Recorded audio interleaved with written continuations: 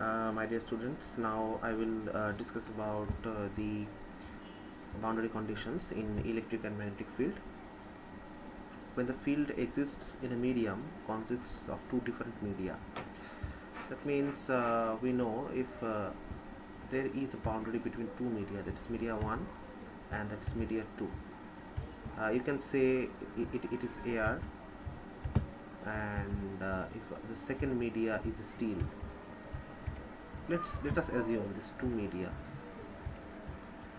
Okay, there may be an electric field and magnetic field both. This theorem and these conditions are applicable to both electric, magnetic and both electromagnetic fields, and there is the outward flux of electric field or magnetic field. So when the field exists in a medium consisting of two different media, that means it is steel, media 2, and media 1 is air, the conditions the field must satisfy are called boundary conditions. That means in this boundary the electric field and magnetic field will possess some of the conditions, and for the electrostatic field the following boundary conditions are: dielectric to dielectric interface. Dielectric substances or medias are like water, air, some liquids like glycerins. These things are dielectric media.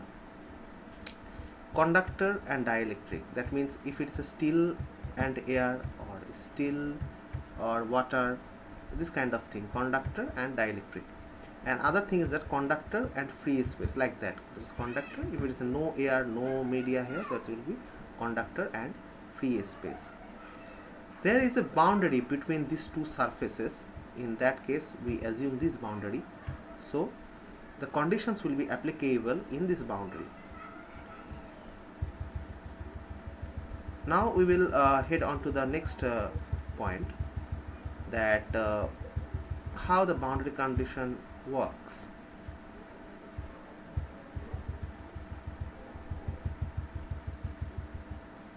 That is the dielectric boundary conditions. Here is two dielectric media, that is dielectric to dielectric boundary condition.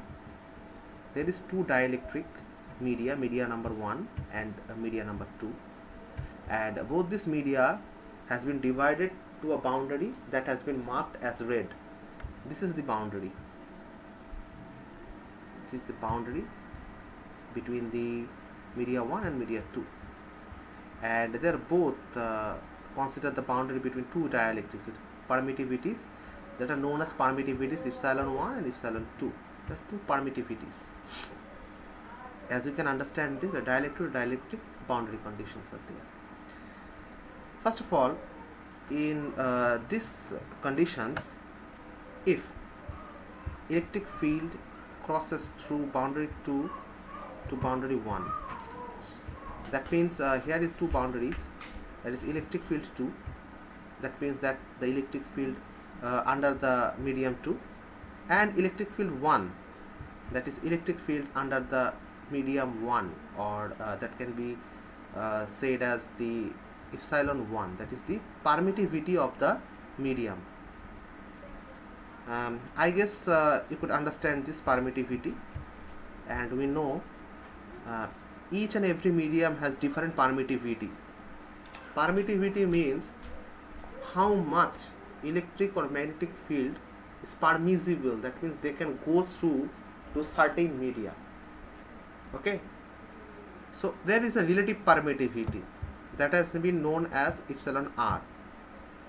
So epsilon 1, that means the permittivity of medium 1 is equal to epsilon naught into epsilon r1. What does it mean, epsilon r1? That is relative permittivity, and epsilon naught, the permittivity in its free space. That means there is no media, the permittivity is known as epsilon naught.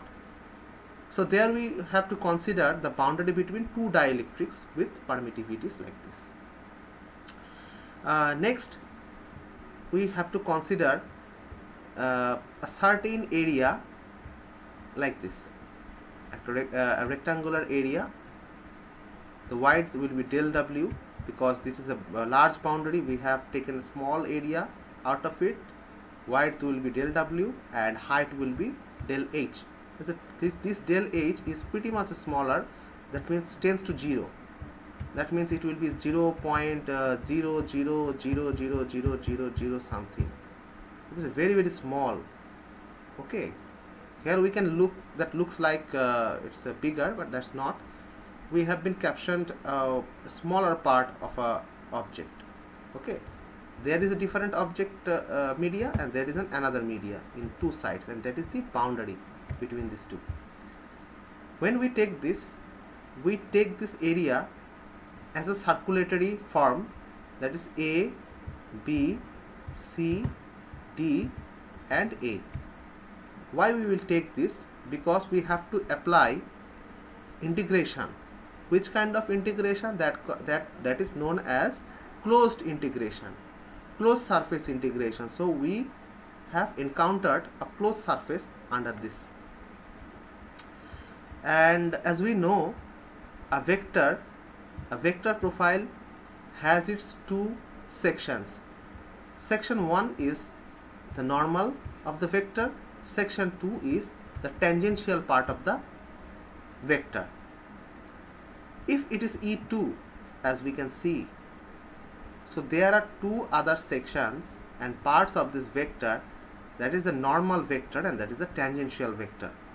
The tangential vector come across the surface of the boundary, and the normal vector is the 90 degree or known as the perpendicular to the boundary.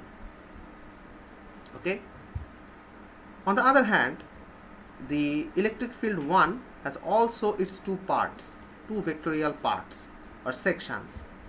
That is tangential part E1t, that means the first electric field's tangential part, that is also go through to the surface of the boundary, and other thing is also 90 degree of the surface, that means the perpendicular to the surface.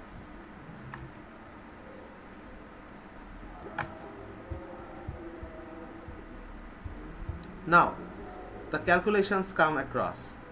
The dielectric boundary conditions, the fields in the two media can be expressed as E1 is equal to E1t plus E1n, and E2 is equal to E2t and plus E2n. That means the both vectorial components, if we add the both vectorial components, we will get the electric field of, it is a medium 1, so E1. If it is medium 2, it's E2. So it has a tangential part and also a normal part. And in previous part you can see here, that is the vector. So if you just add the vector addition law, E1 will be E1t plus E1n, you can get E1. Now you will see here, apply the equation, that is the closed surface integration that I have told you before, A, B, C, D, A.